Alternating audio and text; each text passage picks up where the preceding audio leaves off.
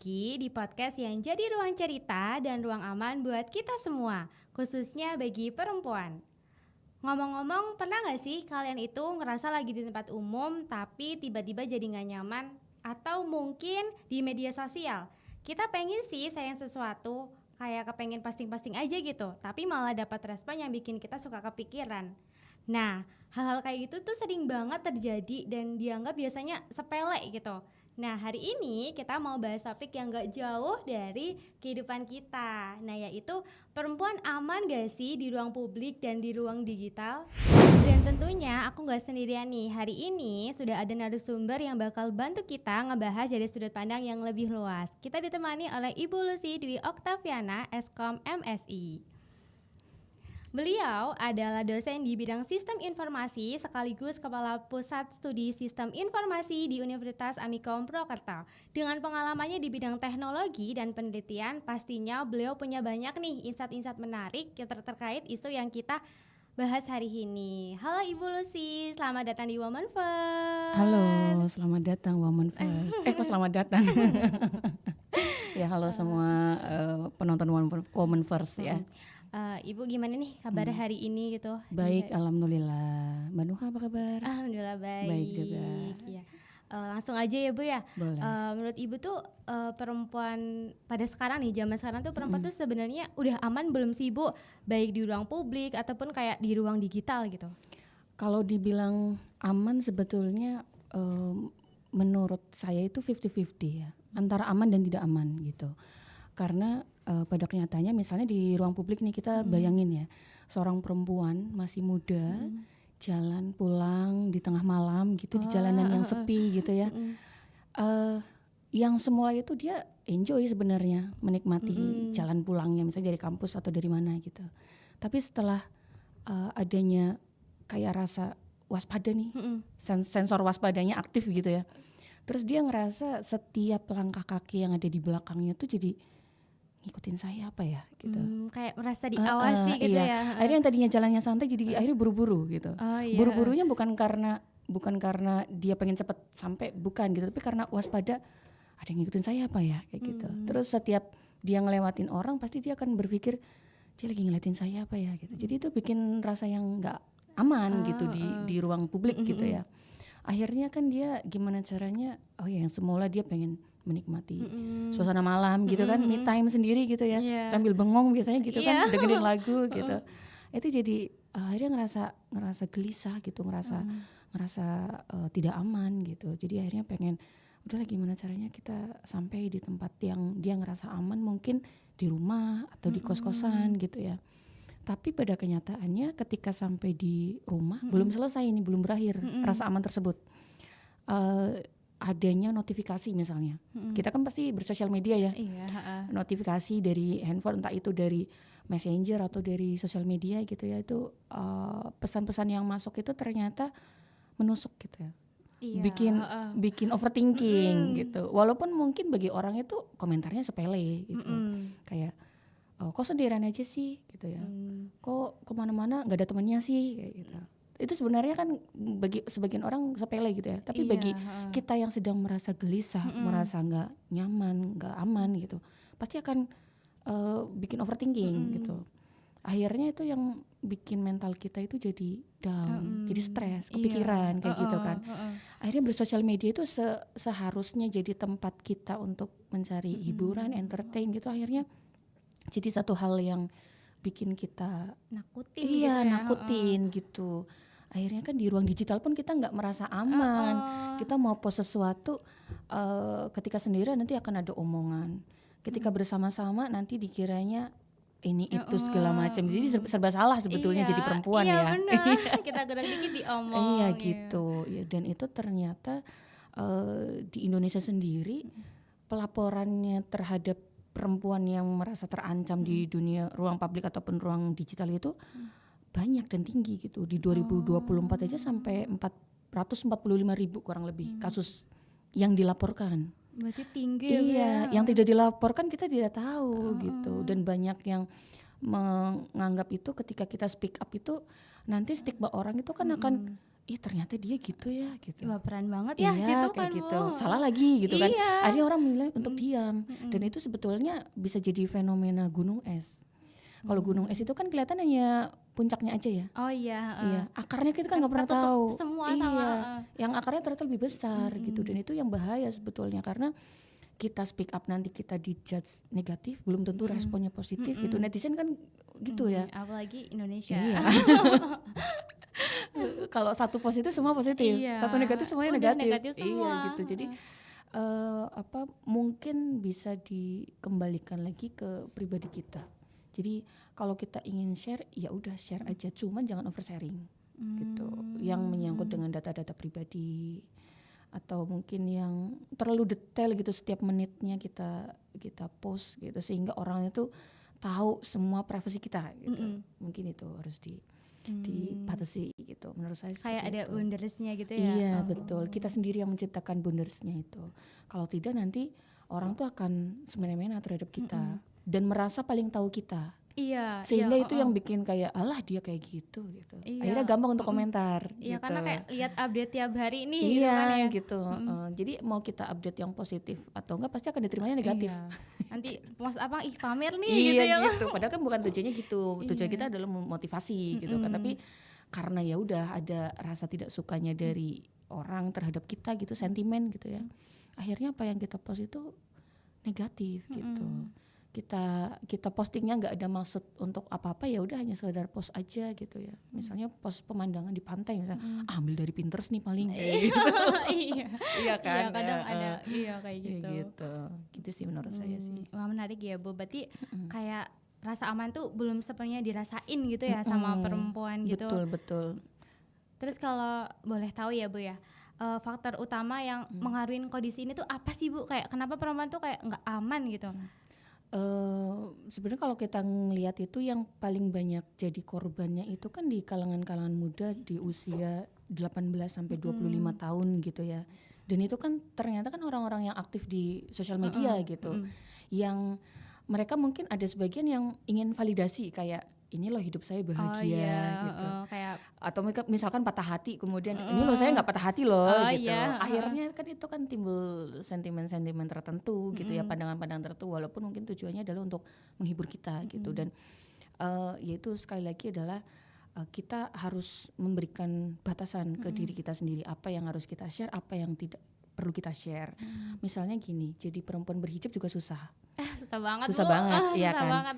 Ketika kita pasti kita ada saatnya itu ngerasa kesel gitu, Iya, marah sama sesuatu gitu kan, terus kita pengen post deh, buka aja lah iya, gitu ya. kalau nggak kata-katanya marah aja deh kayak gitu, kayak kita marah-marah lah di story atau apa gitu, pasti orang lihat ih perasaan berhijab deh kok gini gitu, kayak nggak sesuai nih sama cover yang dia tampilin gitu. Akhirnya disalahkan hijabnya, padahal kita juga manusia biasa kan, punya emosi gitu ya. Dari situ akhirnya kita yang harus menahan dan meredam emosi kita. Ya mungkin susah ya, apalagi teenager gitu kan. Usia 18 sampai 25 itu kan lagi puncak, pengennya nih gitu kan. Gitu, ingin show gitu.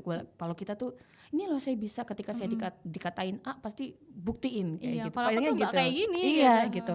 Kalau di usia saya sekarang gitu, kayaknya lebih memilih untuk diam karena tenaganya udah habis. Gitu. Jadi memang ada masanya gitu, sehingga faktor utamanya itu tadi adalah orang-orang yang mereka itu aktif di sosial media tentunya, dan di offline juga mereka kegiatannya banyak ya, sehingga kan bertemu dengan banyak orang dan kita tidak bisa mengontrol mereka itu seperti apa pemikirannya terhadap kita. Oleh karena itu kita harus mencerminkan diri kita sebaik mungkin. Jadi kita buat persona kita. Kita harus mencintai diri kita juga gitu. Jangan sampai kita itu menunjukkan hal yang itu sebenarnya nggak nyaman loh buat kita gitu, hanya ingin mengikuti tren atau pengen biar diakui di satu circle gitu. Sehingga nggak jadi diri kita sendiri. Itu kan repot kalau kita harus mengikuti standar orang lain kayak gitu. Itu faktor utamanya sebetulnya lingkungan. Lingkungannya. Iya, lingkungan yang membentuk kita itu jadi seperti apa. Kalau di usia-usia anak-anak kuliah mungkin ya, itu kan pasti akan banyak perdebatan gitu, apalagi perempuan ya, kompleks gitu kan. Beda pendapat satu, nanti langsung berantem, marahan gitu kan. Nah, hal-hal tersebut itu sebetulnya kan bumbu dari menuju dewasa gitu ya. Jadi nggak masalah sebetulnya kalau misalkan ya berdebat. It's okay gitu, karena itu nanti akan jadi bentuk refleksi kita. Oh mungkin memang bener loh kita. Tapi kan jarang yang seperti itu. Pasti mikirnya, ih kenapa sih dia kayak gitu?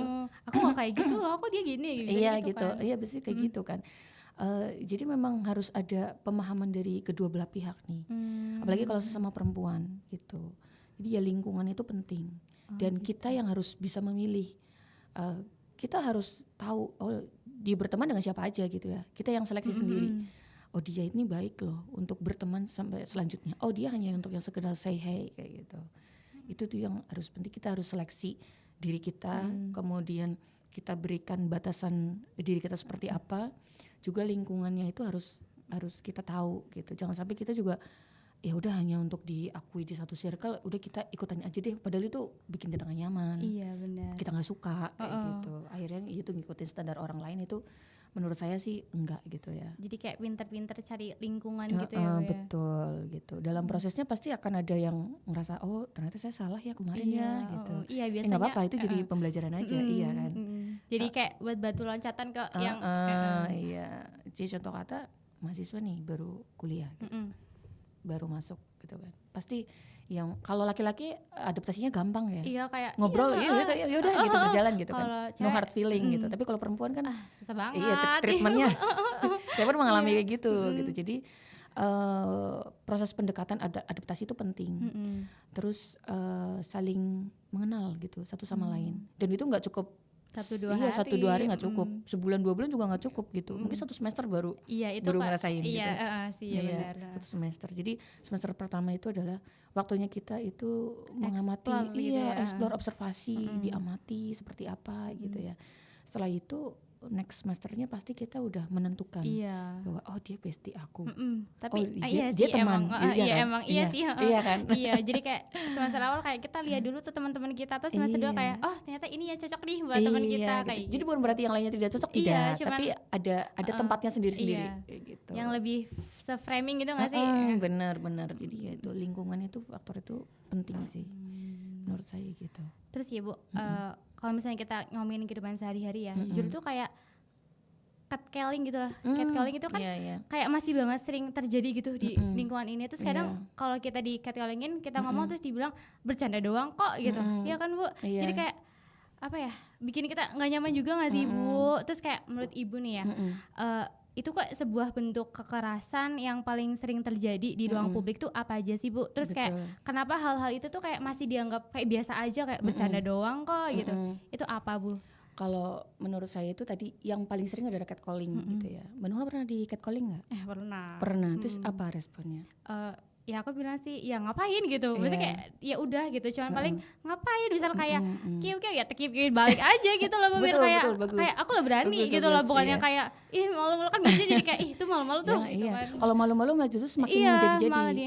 Jadi memang harus berani pertama di kalau di catcalling. Jadi bentuk pelecehannya yang secara online, offline atau kalau online di catcalling kayaknya jarang ya. Iya jarang. Offline paling ya di catcalling gitu. Kemudian pelecehan fisik dengan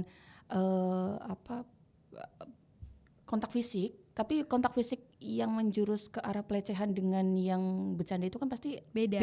Ya kita bisa ngerasain kayak gitu.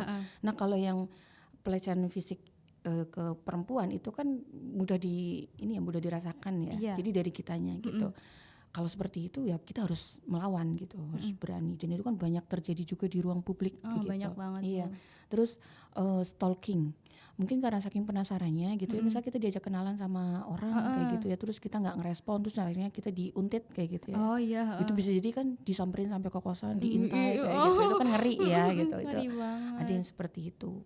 Ya, jadi catcalling, pelecehan fisik, terus stalking, terus eksploitasi seksual juga bisa gitu. Misalnya kayak kita sebenarnya pakaiannya biasa aja. Iya Bu, kadang iya. Biasa aja, ketat tidak gitu, tertutup gitu ya. Tapi bisa jadi kena pelecehan seksual gitu. Iya benar. Dilihat dari kayak hehe seksi kayak Iya, gitu kan dari itu orang kelihatan gitu. tuh ini, Iya iya gitu. Padahal gitu. enggak gitu kan. Jadi ya memang karena orangnya aja yang Pikirannya iya kayak gitu. pikirannya udah jelek kayak gitu. Jadi akhirnya kita mau pakai baju apapun Tetap iya aja dapat tetap aja komentar iya gitu. gitu. Terus yang paling banyak terjadi itu di transportasi umum. Oh Di ibu iya, kota kan banyak iya, kan, biasanya lihat iya di di MRT, mm-mm. di KRL kayak gitu-gitu ya. Karena ada kesempatan. Sempit juga kan ya Bu Sempit, ya. iya sempit jadi si pelaku itu merasa bahwa tidak akan diperhatikan. Padahal kita sebagai perempuan itu udah makin pinter gitu ya. Iya. Buka HP langsung rekam. Iya biasanya Gitu. banyak ya Iya jejak banyak yang kayak digitalnya gitu. gitu. Iya. Kalau kita dikena pelecehan seksual di tempat umum seperti itu, apalagi di ruang yang sempit, kemudian kita diam aja, dia akan semakin senang gitu. Iya. Tapi ketika kita berani ya speak up, dia akan malu sendiri gitu. Karena pasti akan banyak yang mendukung, padahal nggak kenal kayak gitu. Gitu sih. Berarti kayak itu kayak semacam dinormalisasiin gitu ya. Iya, benar gitu. Terus ya Bu, kalau sekarang tuh kita geser nih ke ruang yang digital tadi ya Bu. Itu menurut Ibu tuh kayak itu tuh kelihatannya tuh lebih aman atau kayak lebih liar gitu loh Bu di dalam ruang digital saat ini gitu buat perempuan ngalamin yang kayak gitu-gitu. Kalau di ruang digital justru lebih liar, iya menurut gitu saya karena kita ada AI ya. Iya, mudah sekali gitu untuk mengganti face kita dengan yang tidak ini ya, yang kurang bagus gitu. Akhirnya itu kan membuat kita tuh merasa wah takut nih mau upload sesuatu kayak gitu. Foto takutnya nanti diubah nih ya. Kalau diubah jadi meme di WhatsApp mungkin masih oke masih lah gitu. Iyalah ya. Tapi kalau sudah nanti bentuknya pornografi atau apapun itu kan sudah buat kita jadi tidak nyaman gitu ya. Yang repot adalah kita sebagai korbannya, kita yang harus klarifikasi padahal kita nggak ngapa-ngapain kayak gitu kan. Terus juga itu kan bisa dilakukan oleh anonim. Kita nggak pernah tahu itu siapa gitu. Entah itu mungkin kenal dengan kita atau tidak kan kita tidak pernah bisa melacaknya ya. Jadi ya itu tadi balik lagi ke kita buat personanya kita buat boundariesnya, kita buat batasan bahwa kita itu orangnya yang seperti ini. Jadi personal brandingnya kita tuh perlu gitu. Biar kayak pandangan orang tuh nggak mau gini karena dia kayak gini nih gitu. Iya gitu. Kemudian misalnya gini, kita Manuha suka K-pop kayak gitu nggak? Gak terlalu sih. Nggak terlalu. Kalau misalkan kayak ada satu artis yang diikutin banget kayak gitu ada nggak? Ya lumayan ada sih. Lumayan Indonesia. Iya. Indonesia. Siapa contohnya? Contohnya itu siapa ya? Yang itu loh Bu, yang hijabers itu yang lupa ya namanya. Ini kayak itu jadi role model gitu nggak sih Bu? Iya gitu ya. Ya oke. Misalnya suka banget sama itu ya influencer itu ya hijabers itu ya. Akhirnya kan ngikutin gitu kan. Iya gaya hidupnya gitu. Pasti kan si role model tersebut ada pro kontranya ya. Ada. Komentarnya pasti selalu ada gitu kan. Dan kita bisa perang komentar gitu. Kalau misalkan kita ikut nanggepin gitu. Atau misalkan kita komen satu kemudian ada yang nggak setuju nih. Akhirnya kan jadi ini ya. Nah itu bisa berujung terhadap doxing atau penyebaran data informasi kita. Itu biasanya kalau di X itu rame kayak gitu. Biasanya orang-orang pada lari ke situ karena mau lihat mau lihat itu gitu. Karena di doxing itu juga salah satu bentuk kekerasan online gitu, kekerasan seksual online. Jadi hati-hati gitu ketika kita berkomentar itu ya udah layaknya misalnya kita suka sama orang ya udah yang normal aja komennya gitu, jangan yang memicu war kayak gitu. Atau misalkan ada war itu kita nggak usah ikut campur deh gitu. Kayak cukup dibatin aja. Iya gitu. Kayak gitu, jangan ikut campur yang bukan urusannya kita lah kayak gitu. Akhirnya kita ambil amannya aja gitu karena itu takutnya nanti ketika kita tujuannya adalah baik misalnya membela atau apa gitu ya. Ternyata ada sekumpulan orang yang punya komunitas sendiri yang oke kita serang dia gitu. Akhirnya kita yang didoxing kayak gitu kan bahaya kan gitu. Dan itu akan cepat terjadi trending gitu apalagi di X itu. Kalau tidak salah saya pernah melihat orang Purwokerto loh didoxing karena dia melakukan penipuan sebenarnya. Perempuan. Yang penipuan itu nggak sih kayaknya emas apa ya? Emas ada, ya, tiket konser juga ada. Itu kan bahaya sekali kan. Jadi ya balik lagi ke kita, kalau kitanya baik nggak mungkin akan terjadi seperti itu. Jadi pasti ada sebab dan akibat. Gitu. Gitu. Berarti itu kayak udah banyak banget terjadi gitu ya. Malah lebih parah lagi kalau di media sosial. Di media sosial gitu. Betul. Kalau misalnya menurut Ibu sendiri ya Bu, dampaknya dari si korbannya tuh gimana sih Bu? Dampak dari korbannya gitu setelah ngalamin kayak gitu? Yang paling kelihatan itu dampaknya dari fisik ya, dari sisi psikologisnya. Tentunya dia akan merasa down, mental breakdown ya. Iya, benar. Sampai mungkin ke tahap mental breakdance kayaknya. Udah diombang-ambing gitu. Iya, jadi traumanya itu pasti ada. Iya. Dan untuk kembali bangkit dari trauma itu susah. Iya. Harus banyak afirmasi, harus banyak memberanikan diri, penyesuaian lagi, dan dia harus selektif dengan teman-temannya dia, dengan lingkungannya kayak gitu ya. Dan mungkin kalau misalkan parah sekali itu harus ke psikolog kayak gitu. Oh iya sih, iya kadang ada ya Bu yang sampai separah itu. Iya, gitu. jadi traumanya terhadap korban itu nyata gitu. Dan sejujurnya saya juga salah satu bentuk dari bullying dulu loh waktu kecil. Oh, Ibu pernah gitu? Pernah waktu SD. Jadi saya itu dikata bau telur kuning telur. Amis kan? Iya. Sampai sekarang itu membekas di saya. Walaupun mungkin saya udah berdamai dengan itu ya. Tapi dampaknya adalah saya nggak doyan kuning telur. Oh, karena dapet kayak gitu. Iya, saya baru doyan kuning telur itu akhir-akhir ini aja. Karena kayak udah mulai berdamai gak sih? Iya, kayak gitu. Jadi karena ada satu hal yang bikin saya itu lega ketika ngelihat pelakunya itu. Oh iya ternyata ya gitu. Jadi oke, kita coba deh gitu. Walaupun belum yang selega itu sih dengan kuning telur. Kalau telur dadar dicampur masih oke gitu. Tapi kalau yang telur mata sapi yang kayak benar-benar literally ini kuning gitu. Ya itu masih agak oke, tapi nggak bisa banyak gitu. Jadi kalau ngelihat itu tuh bawaannya kan keingat masa lalu itu. Ngebekas terus. Iya. Dan satu lagi dampaknya adalah akhirnya saya pakai parfum itu banyak banget. Kayak mandi parfum gitu. Kalau kata teman saya itu nggak sekalian diminum gitu. Karena ya ngerasa ya itu gitu. Walaupun ya akhirnya itu jadi kebiasaan sih. Cuman ya baiknya kan gitu jadi wangi gitu ya. Iya. Tapi dibalik itu kan ceritanya kan ada lagi. Ibu saya itu sampai kenapa sih ngedoyan kuning telur ini kan sehat? Enggak bisa. Saya makan putihnya aja. Dan saya baru jujur tuh beberapa bulan lalu deh kayaknya ke ibu saya. Tahun lalu baru jujur kenapa saya nggak suka kuning telur. Kayak gitu. Ya terus selain dari sisi trauma itu ada rasa cemas setiap kali berada di tempat baru itu ada untuk korban. Kayak takutnya nanti kayak giniin lagi gitu ya. Betul, akhirnya jadi menaruh curiga terus kan gitu ya. Terus juga hilang rasa percaya diri juga. Misalnya kita sebagai perempuan itu kan pasti ada masa-masanya, saya nggak tahu kenapa perempuan dan laki-laki itu bisa berbeda ya kulitnya ya. Iya. Kalau perempuan itu salah skincare aja udah langsung break out gitu kan. Akhirnya itu kan menimbulkan rasa ketidakpercaya dirian. Karena apa? Karena bisa jadi ada komentar dari teman-teman kayak, iya perasaan kemarin mulus kok sekarang jerawatan. Sekarang udah beruntusan nih gitu. Ya perasaan putih kok sekarang enggak kayak gitu.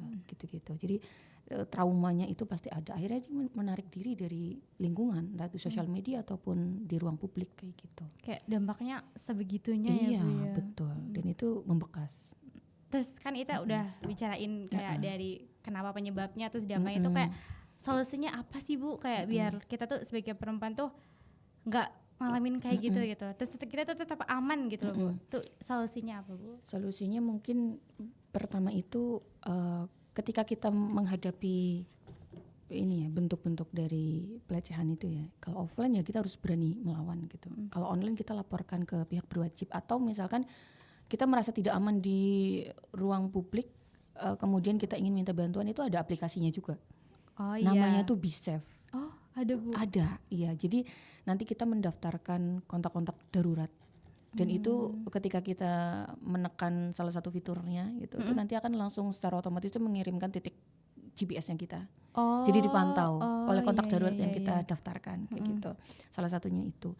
Jadi biasanya kan kalau misalkan kita lapor ke 112 atau seterusnya kan prosedurnya ini ya ribet ya. Iya. Jadi ya itu mending kita daftarkan dengan kontak-kontak darurat yang kita percaya gitu ya, untuk memantau kondisinya kita. Dan solusinya lagi adalah ya tadi itu personal brandingnya kita itu harus mantap gitu ya. Maksudnya kita harus tahu bahwa brandingnya kita tuh sebagai mahasiswa yang seperti ini gitu, yang aktif di di organisasi, ya kita cerminkan itu. Ketika di luar pun sama, walaupun mungkin kalau di luar itu kan ya bebas gitu ya, tapi setidaknya sikap dan perilaku kita itu juga real kayak gitu. Kayak yang kita posting sama kehidupannya itu iya sama gitu. Jadi nggak ada pencitraan di situ. Jadi memang kita real seperti itu, mau di digital ataupun di ruang publik itu sama gitu ya. Kemudian untuk saat ini kan banyak kalau di kampus sendiri kan ada lembaga yang penanganan itu, yang kayak misal ada yang kekerasan gitu. Ada. Itu bisa dilaporkan juga gitu ya. Setidaknya itu dicegah gitu. Jangan kalau sudah terjadi baru dilaporkan gitu kan. Jadi kalau misalkan sekiranya kok ada tanda-tanda itu bisa dilaporkan agar nanti dari pihak-pihak yang bertugas itu bisa satgas pelecehan terhadap di kampus gitu ya, itu bisa menangani gitu. Itu kalau misalkan terjadinya di kampus gitu ya. Kalau di luar di publik ya itu paling cepat kan kita lapornya ke pihak berwajib ya yang menangani hal itu di sosial media.